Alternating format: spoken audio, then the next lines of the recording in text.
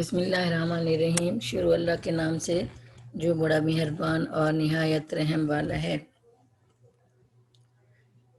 Dear students, Pakistan international school Taif کے virtual learning system میں خوش آمدید۔ یہ اردو کا لیکچر جماعت ششم کے طلباء و طالبات کے لیے ہے اور میں آپ کی اردو کی ٹیچر مسز سہرا بانو۔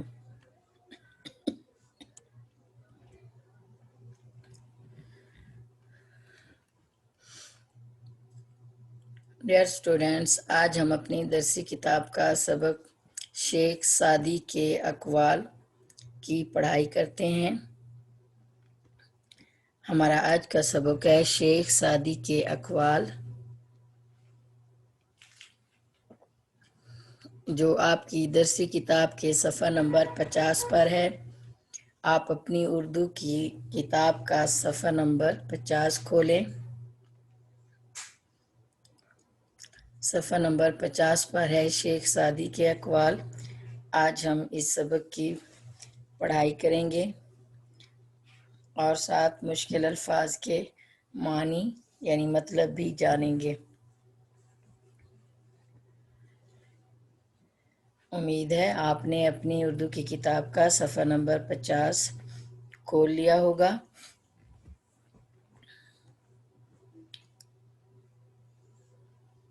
صفحہ نمبر 50 پر سبق شیخ سعدی کے اقوال۔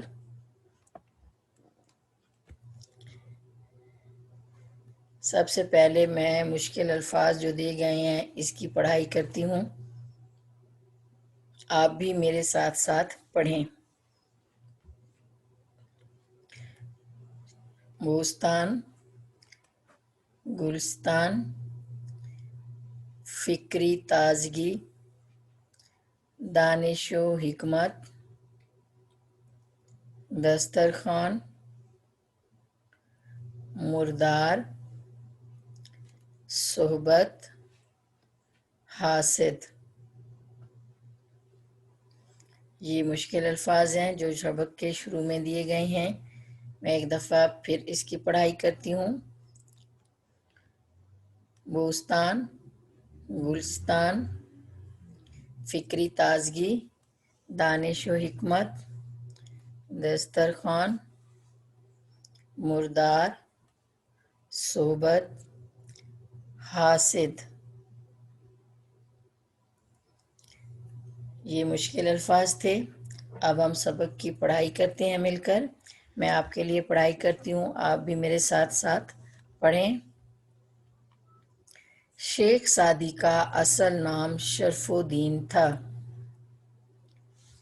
شیخ سعدی کا اصل نام شرف الدین تھا۔ انہیں حکیم مشرق کے لقب سے یاد کیا جاتا ہے۔ وہ معلم اخلاق بھی کہلاتے ہیں۔ سلطان سعد زنگی کے زمانے میں ایران کے شہر شیراز میں پیدا ہوئے۔ یعنی شیخ سعدی جو تھے وہ ایران کے شہر شیراز میں پیدا ہوئے۔ شیخ سعدی نے طویل عمر پائی اور اپنی زندگی کا بیشتر حصہ سیر و سیاحت میں گزارا۔ شیخ سعدی نے شاعری بھی کی اور نثر میں بھی لکھا۔ شاعری میں ان کی مثنوی، بوستان اور نثری کتابوں میں گلستان کو بہت زیادہ شہرت اور اہمیت ملی۔ خاص طور پر گلستان اپنی فکری تازگی اور دانش و حکمت کی پر ادب عالیہ میں شمار کی جاتی ہے۔ بنا پر ادب عالیہ میں شمار کی جاتی ہے۔ دنیا میں پائی جانے والی تقریباً تمام بڑی زبانوں میں اس کے تراجم ہو چکے ہیں۔ تراجم ترجمہ کی جمع ہے، یعنی ترجمے ہو چکے ہیں۔ حکمت و دانش سے بھرپور ان کے کچھ اقوال درج ہیں۔ یعنی حکمت اور دانش سے بھرپور ان کے کچھ اقوال ہیں جو اب ہم پڑھتے ہیں۔ نمبر 1، دنیا کا مال زندگی کے آرام اور سکون کے لیے ہے، نہ کہ زندگی مال جمع کرنے کے لیے ہے۔ نمبر 2، اگر تو دنیا کی نعمتوں سے فائدہ اٹھانا چاہتا ہے تو لوگوں پر احسان کر جیسے اللہ نے تجھ پر احسان فرمایا۔ نمبر 3، دو آدمیوں کی کوشش بے فائدہ ہے، ایک وہ جس نے مال کمایا مگر کھایا نہیں، دوسرا وہ جس نے علم پڑھا مگر اس پر عمل نہ کیا۔ ڈیئر اسٹوڈینٹس، صفحہ نمبر 50 پر ہم نے شیخ سعدی کے بارے میں پڑھا کہ ان کا اصل نام جو تھا شرف الدین تھا، اور انہیں حکیم مشرق کے لقب سے بھی یاد کیا جاتا ہے۔ وہ معلم اخلاق بھی کہلاتے ہیں۔ معلم اخلاق یعنی اخلاق کی تعلیم دینے والے۔ سلطان سعد زنگی کے زمانے میں، یعنی وہ ایران کے شہر شیراز میں پیدا ہوئے۔ انہوں نے بہت طویل یعنی لمبی عمر پائی، اور اپنی زندگی کا زیادہ تر حصہ جو ہے شیخ سعدی نے سیر و سیاحت میں گزارا، یعنی سیر و سیاحت تفریح کرنے میں گزارا۔ اور شیخ سعدی نے شاعری بھی کی اور نثر میں بھی لکھا۔ ان کی دو مثنوی جو زیادہ مشہور ہے ان میں بوستان ہے، اور نثری کتابوں میں گلستان ہے۔ یعنی بوستان جو ہے وہ مثنوی ہے، اور نثر کی کتابوں میں سب سے جو زیادہ مشہور کتاب ہے ان کی وہ ہے گلستان۔ یعنی ان کی ان دو کتابوں بوستان اور گلستان کو بہت زیادہ شہرت اور اہمیت ملی۔ شیخ سعدی نے ہمارے لیے اپنی کتابوں میں کچھ اقوال لکھے ہیں، یعنی حکمت و دانش سے بھرے ہوئے، یعنی انہوں نے حکمت اور دانش سے بھرے ہوئے یا بھرپور اقوال لکھے جن سے ہمیں عملی زندگی میں بہت سبق ملتا ہے۔ پہلا اقوال ان کا ہے کہ دنیا کا مال زندگی کے آرام و سکون کے لیے ہے، نہ کہ زندگی مال جمع کرنے کے لیے۔ اس اقوال میں شیخ سعدی ہمیں بتاتے ہیں یا کہتے ہیں کہ دنیا میں انسان جو آیا ہے وہ مال جمع کرنے کے لیے نہیں آیا، کیونکہ مال کو انسان کماتا ہے، انسان کو مال نہیں کماتا۔ اور انسان جو کچھ کماتا ہے اگر وہ اس سے فائدہ نہ اٹھائے، اپنی زندگی میں آرام و سکون حاصل نہ کرے تو وہ مال بلکہ جمع کر کے رکھتا رہے، تو اس طرح سے بھرپور محنت کر کے اور جمع کرتے رہنا، اپنے اوپر خرچ نہ کرنا، اپنے آرام و سکون کا خیال نہ رکھنا، ایسا مال انسان کے لیے جو ہے بے سود ہے، بے فائدہ ہے۔ دوسرے اقوال میں شیخ سعدی کہتے ہیں اگر تو دنیا کی نعمتوں سے فائدہ اٹھانا چاہتا ہے تو لوگوں پر احسان کر جیسا کہ اللہ نے تجھ پر احسان فرمایا۔ ڈیئر اسٹوڈینٹس، اللہ تعالیٰ کے ہم پر بہت زیادہ احسان ہیں۔ ہم ہر سانس میں بھی اگر اللہ تعالیٰ کا شکر ادا کریں تو ہم اللہ کا حق ادا نہیں کر سکتے۔ اس لیے اللہ تعالیٰ کی ان نعمتوں کا ہمیں فائدہ اٹھانا چاہیے اور اللہ تعالیٰ کا شکر ادا کرنا چاہیے، اور ان نعمتوں کا فائدہ اٹھاتے ہوئے ہمیں اپنے ساتھ ساتھ دوسرے لوگوں کے یعنی اللہ کی مخلوق کا بھی خیال کرنا چاہیے۔ اس قول میں شیخ سعدی کہتے ہیں کہ جس طرح اللہ نے تم پر احسان کیا ہے تم بھی اسی طرح اللہ کے بندوں پر احسان کرو تاکہ اللہ تم پر راضی ہو۔ تیسرا اقوال ہے دو آدمیوں کی کوشش بے فائدہ ہے، ایک وہ جس نے مال کمایا مگر کھایا نہیں۔ یعنی دو آدمی انہوں نے مثال دی ہے کہ ایک آدمی وہ جو مال تو کماتا ہے لیکن کھاتا نہیں ہے، اس کو جمع کرتا رہتا ہے، رکھتا رہتا ہے، گن گن کے اکٹھا کرتا رہتا ہے، لیکن آخر ایک دن موت آنی ہے، اور یہ ہوتا ہے کہ اس کی ساری زندگی مال کمانے اور جمع کرنے میں لگ جاتی ہے، اور آخر اس کو موت آ لیتی ہے، اور وہ اس طرح سے دنیا سے رخصت ہو جاتا ہے خالی ہاتھ، اور اس کا کمایا ہوا مال جس کے لیے وہ تگ و دو کرتا ہے، محنت کرتا ہے، وہ یہیں رہ جاتا ہے۔ یعنی انسان اگر مال کماتا ہے تو بخیل نہ بنے بلکہ اپنے اوپر بھی خرچ کرے، اور شیخ سعدی کہتے ہیں کہ دوسرا وہ شخص جس نے علم پڑھا، یعنی جس نے علم حاصل کیا، تعلیم حاصل کی، لیکن اس پر عمل نہ کیا، کیونکہ ہماری تعلیم جو ہے عمل کے بغیر فضول ہے، بے فائدہ ہے۔ جو کچھ ہم پڑھیں ہمیں اس پر عمل بھی کرنا چاہیے۔ جب ہم اپنی جو کچھ پڑھیں گے اس پر عمل کریں گے تبھی ہمیں دنیا اور آخرت میں کامیابی ملے گی۔ اقوال نمبر 4، بے عمل ایسا ہے جیسے اندھے کے ہاتھ میں مشعل، لوگ تو اس سے فائدہ اٹھاتے ہیں مگر وہ خود کچھ فائدہ حاصل نہیں کر سکتا۔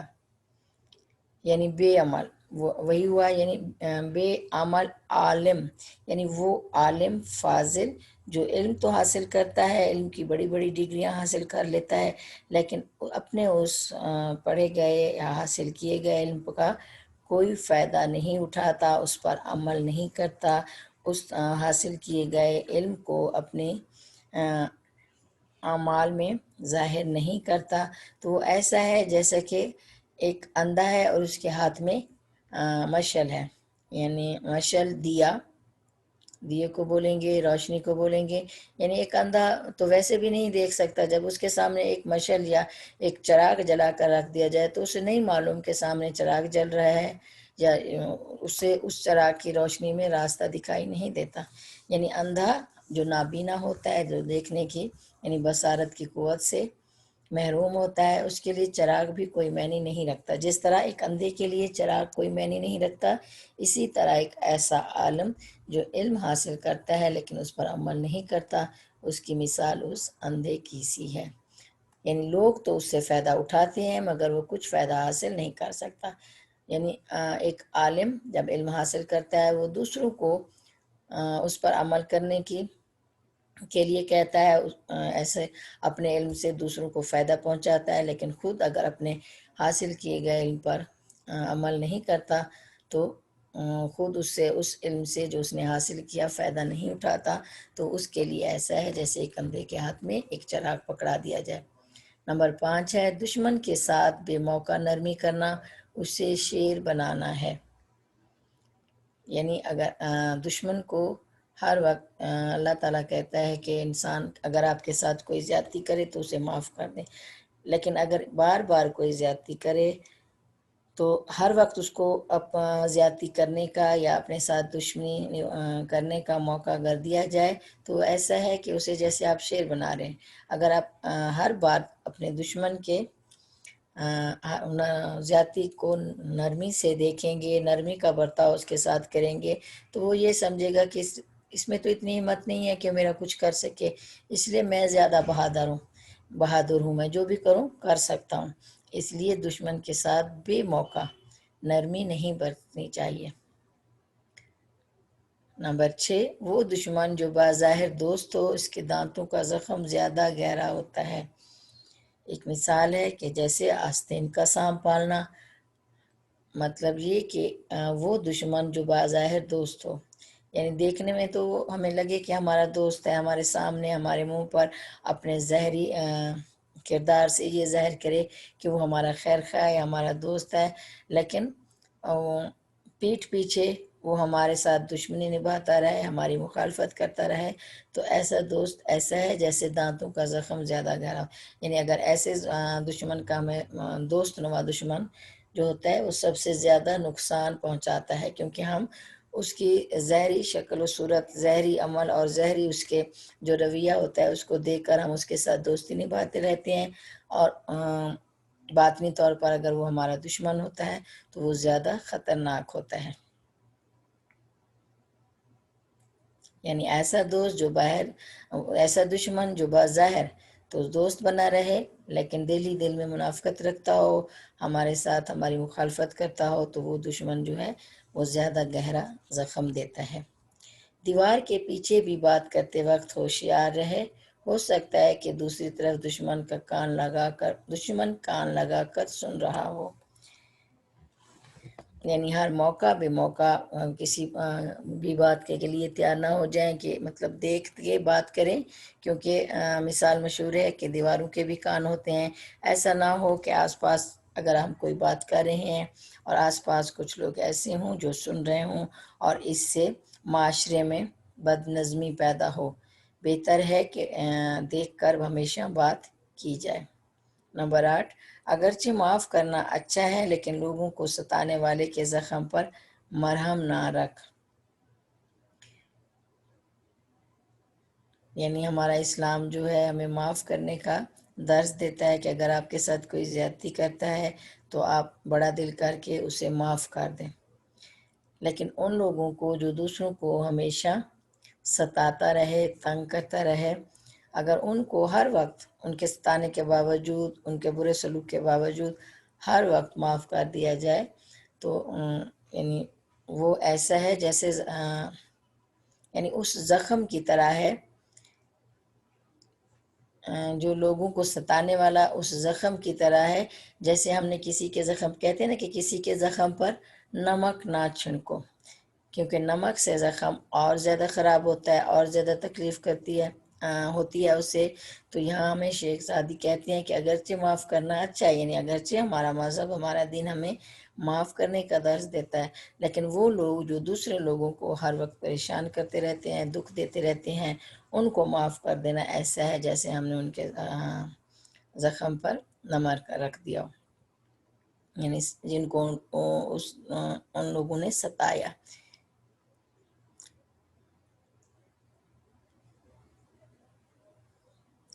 بری عادت والا انسان اپنی بری عادت کی وجہ سے ہمیشہ مصیبت میں پھنسا رہتا ہے۔ یعنی وہ انسان جس کی عادتیں غلط ہوتی ہیں، بری ہوتی ہیں، اور وہ کبھی نیکی کے راستے پر نہیں آتا، ہمیشہ دوسروں کے بارے میں بدگمان رہتا ہے اور ہمیشہ منفی سوچتا رہتا ہے، کسی کے بارے میں اچھا نہیں سوچتا، تو اس کے ساتھ خود بھی اچھا نہیں ہوتا۔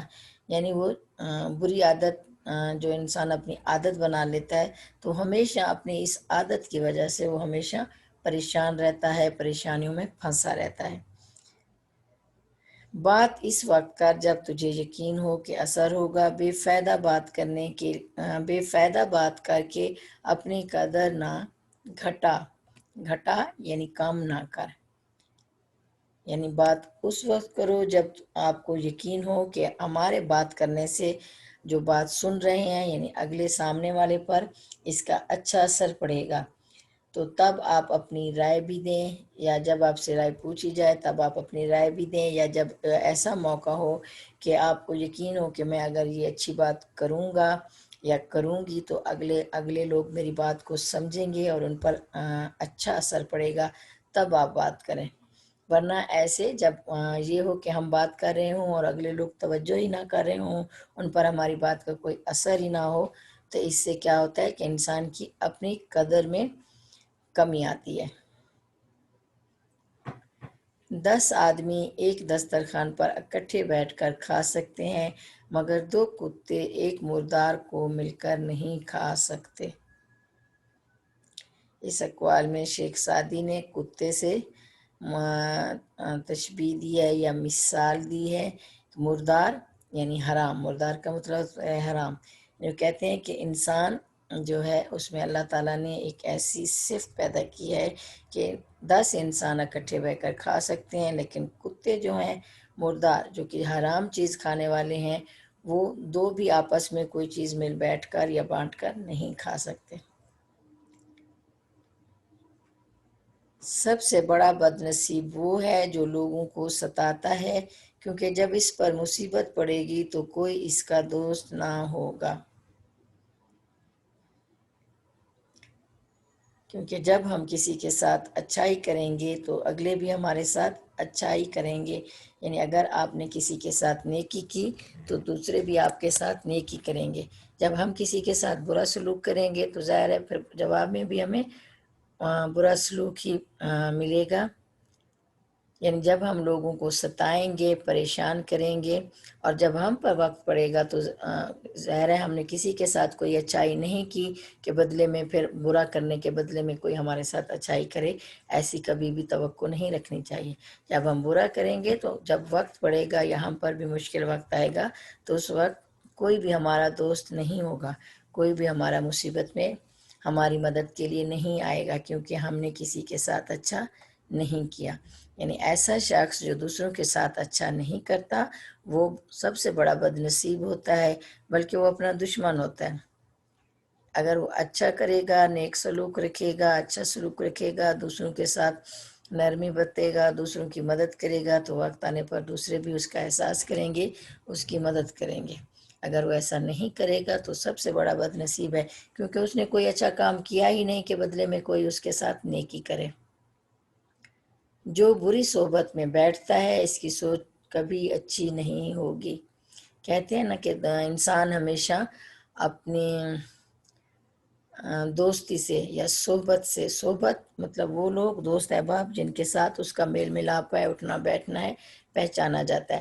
اگر ہم اچھے لوگوں کی صحبت میں رہیں گے، اچھے لوگوں کے ساتھ رہیں گے تو ہم پر اچھے اثرات پڑیں گے، اور ہماری سوچ بھی اچھی ہوگی۔ اگر ہم برے لوگوں کے ساتھ بیٹھیں گے تو ہماری سوچ بھی انہی کی طرح ہو جائے گی، کیونکہ ایک دوسرے کے ساتھ رہنے میں، ایک دوسرے کے ساتھ وقت گزارنے میں، دوستی کرنے میں سوچ پر کافی اثر پڑتا ہے۔ اچھے لوگوں کی صحبت میں یا اچھے لوگوں کے ساتھ بیٹھنے میں ہماری سوچ بھی اچھی ہوگی، اور برے لوگوں کے ساتھ بیٹھنے سے ہماری سوچ بھی بری ہوگی۔ حاسد کے لیے بد دعا کرنے کی ضرورت نہیں، وہ تو پہلے ہی حسد کی آگ میں جل رہا ہے۔ حاسد، حسد کرنے والا، یعنی کسی کو برداشت نہ کرنا، کسی کی اچھائی دیکھ کر یا کسی کی برتری دیکھ کر برداشت نہ کرنے والے کو حاسد کہتے ہیں۔ تو یہاں شیخ سعدی کہتے ہیں کہ جو لوگ حسد کرتے ہیں، دوسروں کے لیے بدگمان رہتے ہیں، دوسروں کی برتری، دوسروں کی نیکی، دوسروں کی اعلیٰ ظرفی یا دوسروں کا اعلیٰ رتبہ دیکھ کر ہمیشہ جلتے رہتے ہیں، کڑتے رہتے ہیں۔ انسان کو یہ کرنا چاہیے کہ اگر آپ کے سامنے کوئی ایک اعلیٰ کردار انسان ہے، ایک برتر انسان ہے، ایک اچھا انسان ہے، تو انسان کوشش کرے کہ میں بھی اس جیسا بنوں، نہ کہ یہ کہ اس سے جلنا شروع کر دے، حسد کرنا شروع کر دے اور اس کو نقصان پہنچانا شروع کر دے، کیونکہ وہ حسد جو ہے آگ کی طرح ہوتا ہے، وہ ہر وقت انسان کو اندر ہی اندر پگھلاتا رہتا ہے، ایک آگ سی انسان کے اندر لگی رہتی ہے۔ اس لیے سب سے حاسد جو ہے سب سے برا انسان ہے۔ حسد کرنا بہت بری عادت ہے، کسی کی اچھائی اور برتری سے حسد نہیں کرنا چاہیے۔ اور یہاں ہمیں شیخ سعدی کہتے ہیں اس اقوال میں کہ حاسد کے لیے اگر آپ کے ساتھ کوئی حسد کرتا ہے، آپ کے بارے میں برا سوچتا ہے، آپ کو نقصان پہنچاتا ہے حسد کی وجہ سے، جلن کی وجہ سے، تو آپ کو اس کو بد دعا نہ دیں، کیونکہ وہ خود پہلے ہی حسد کی آگ میں جل رہا ہوتا ہے۔ کتا دنیا کی ذلیل ہستی شمار ہوتا ہے، مگر حق شناس کتا ناشکر انسان سے بہتر ہے۔ شیخ سعدی کہتے ہیں کہ کتا جو ہے، کتا ایک جانور ہے، آپ سب لوگ جانتے ہیں کہ اس کو ہم مطلب انسان جو ہیں یا اس دنیا میں ذلیل ہستی شمار کیا جاتا ہے، یعنی کتے کو ناپاک سمجھا جاتا ہے، اور ہمارا دین بھی دیگر مذاہب کی طرح اس چیز کی اجازت نہیں دیتا کہ ہم کتوں کو گھر میں پالیں یا گھر میں رکھیں، اس لحاظ سے وہ ایک ذلیل ہستی شمار ہوتی ہے۔ مگر حق شناس کتا، یعنی کہتے ہیں کہ وہ کتا، کہتے ہیں نا کچھ کتے میں بعض اوقات مثال دیتے ہیں کہ کتے میں بھی وفا ہوتی ہے یا پہچان ہوتی ہے، لیکن کہتے ہیں کہ حق شناس، جو سچی بات کو پہچاننے والا کتا ہو، وہ اس انسان سے بہتر ہے جو ناشکر ہے، جو کبھی شکر ادا نہیں کرتا۔ ڈیئر اسٹوڈینٹس، یہ تھا ہمارا سبق شیخ سعدی کے اقوال، جس کے ہم نے پڑھائی کی اور ان کے اقوال ہم نے پڑھے۔ امید ہے آپ کو سمجھ آ گئی ہوگی۔ اب اس سبق میں جو مشکل الفاظ آئے ہیں میں آپ کے سامنے ان کے معنی پڑھتی ہوں، یعنی آپ کو ان کے مطلب بتاتی ہوں۔ معلم، استاد، معلم کا مطلب ہے استاد۔ بیشتر، زیادہ، بیشتر کے معنی ہے زیادہ۔ بوستان، شیخ سعدی کی شاعری کی کتاب۔ گلستان، شیخ سعدی کی نثر کی کتاب۔ دانش، دانش کا مطلب ہے عقل۔ حکمت، دانائی، اقوال، قول کی جمع، فکری تازگی، ذہنی تازگی، عالم، علم والا، جاننے والا، عالم کا مطلب ہے علم والا یا جاننے والا۔ آگے الفاظ ہیں مشعل، مشعل کے معنی ہے بہت موٹی بتی، چراغ، ٹھیک ہے، لفظی مطلب مشعل کے ہیں چراغ۔ دسترخوان، دسترخوان کے معنی ہے وہ کپڑا جس پر کھانا چنتے ہیں، یعنی وہ کپڑا جس پر ہم کھانا کھاتے ہیں۔ صحبت، میل جول، میل ملاپ یا ہم نشینی۔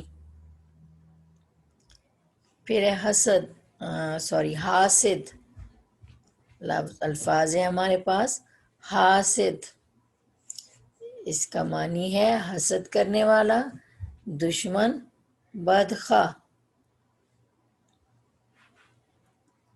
آگے ہے حق شناس، حق کو پہچاننے والا، حق کو پہچاننے والا، یا خدا شناس یا سچ کا ساتھی۔ حق شناس یعنی حق کو پہچاننے والا، خدا شناس یا سچ کا ساتھی۔ ناشکرا، شکر نہ کرنے والا۔ پھر ہے مردار، مرا ہوا، مردار مرا ہوا یا حرام چیز۔ بے عمل، بغیر عمل کے، بے عمل کا مطلب ہے بغیر عمل کے۔ لقب، لقب کے معنی ہے وہ نام جو کسی وصف کے سبب لوگوں نے دیا ہو، وصف، خوبی، یعنی وہ نام جو کسی خوبی کی وجہ سے لوگوں نے آپ کو دیا ہو تو اسے کیا کہتے ہیں؟ لقب۔ تو یہ تھے ہمارے مشکل الفاظ اور ان کے معنی۔ ڈیئر اسٹوڈنٹس، آج ہم نے سبق شیخ سعدی کے اقوال پڑھے، مشکل الفاظ کے معنی پڑھے۔ امید ہے آپ نے اچھی طرح سے سمجھ لیے ہوں گے۔ اللہ حافظ۔